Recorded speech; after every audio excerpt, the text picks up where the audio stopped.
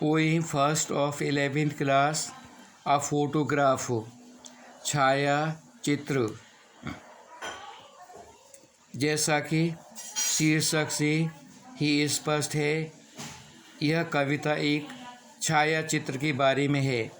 यह छाया चित्र कवित्री की माँ का है, जो उस समय का है जबकि वह पैदा भी नहीं हुई थी और वह अपनी 2 चचेरी बहनों तथा अपने चाचा के साथ समुद्र किनारे छुट्टियां मनाने गई थी।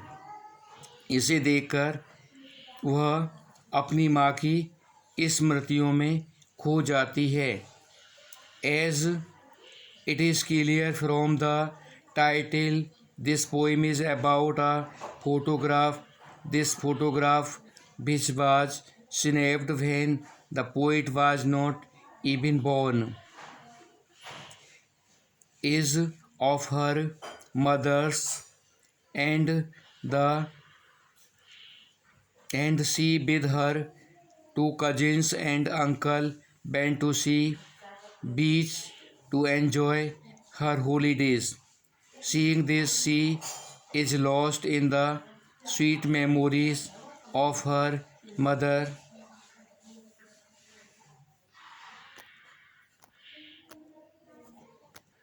Question 1. What does the word cardboard denote? The poem. Why has this word been used? The word cardboard here denotes the photograph. In fact, cardboard is part of the frame that keep the photo intact.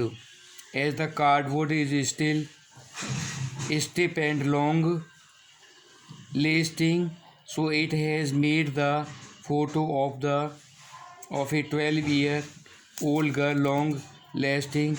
This word has been used to highlight this very point.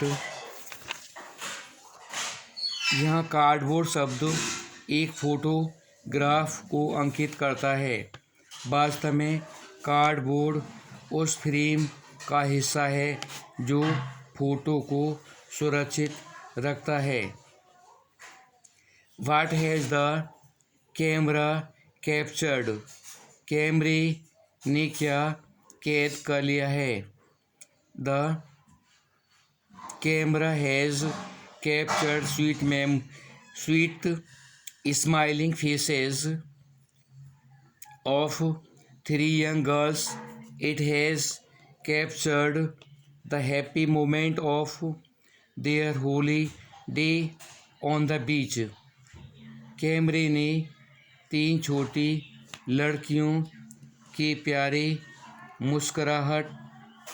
मुस्कुराते हुए चेहरों को कैद कर लिया है। इसने उनके समुद्र के किनारे अवकाश के सुखद क्षणों को कैद कर लिया है। What has not changed over the years? Does this suggest something to you? वर्षों बीतने पर भी किसमें परिवर्तन नहीं आया है? क्या यह आपको कुछ इशारा करता है? The sea has not changed over the years. It suggests that nature takes very long to change its form, while in contrast, human life undergoes very rapid changes. It suggests us the morality of life. वर्षों बीत जाने पर भी समुद्र में परिवर्तन नहीं आया है। यह बात इस ओर इशारा करती है कि प्रकृति बहुत लंबे समय बाद अपना रूप परिवर्तित करती है, जबकि इसके विपरीत मानव जीवन में तेजी से परिवर्तन होते हैं। यह बात जीवन की नश्वरता की ओर इशारा करती है। The poets mother laughed at the snapshot. What did this laugh indicate? कवि की माँ फोटो देखकर हंसी। यह हंसी क्या इशारा करती है? She laughed at the snapshot to see how her cousin and she herself were dressed. Probably she found the dress many funny now. This laugh indicated a good mood that came over her, thinking about old happy moment. वह photo में यह देखकर हंसी कि उसने उसकी चचेरी बहनों ने कैसे कपड़े पहने हुए थे। शायद अब उसे वे कपड़े अजीब लग रहे हैं। यह हंसी पुराने दुखद क्षणों के बारे में सोचने से उत्पन्न उसके अच्छे मूड की ओर इशारा करती है। What is meaning of the line both vary with the levered ease of loss? पंक्ति का तात्पर्य both vary with the levered case of loss.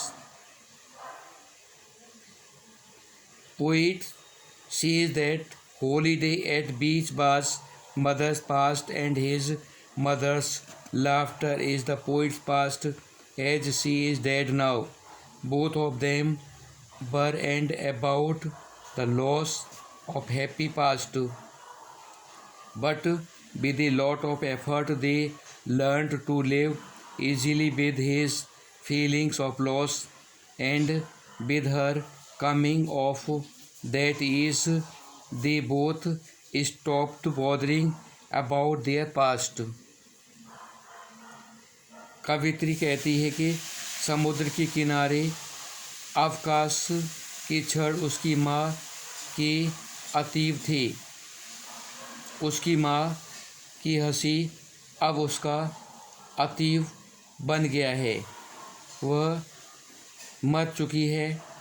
वे दोनों ही अपने दुखद अतीत के खो जाने पर दुखी हैं, लेकिन बहुत परिश्रम से उन्होंने इस नुकसान के एहसास के साथ सरलता से रहना सीख लिया है और सरलता